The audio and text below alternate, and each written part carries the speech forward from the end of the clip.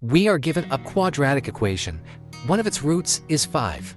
We will find the value of a and then the other root with a crisp step-by-step plan. Step 1. Plug in the known root to solve for a. Compute each part carefully. Combine constants. Move terms to isolate a. Divide to get the value of a. Step 2. Substitute at equals -1 back into the equation. To make it easier, multiply both sides by -1 to get a positive leading coefficient. Step 3. Use Vieta's formulas for a fast visual cue. For a monic quadratic, the sum of the roots is the positive 6, and the product is 5. We already know one root is 5, so 5 plus the second root equals 6, giving the second root as 1. Final answer, a equals -1, and the other root is 1.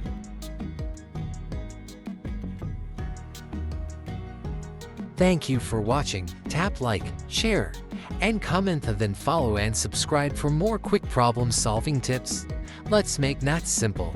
One video at a time only on MyVerse Maths.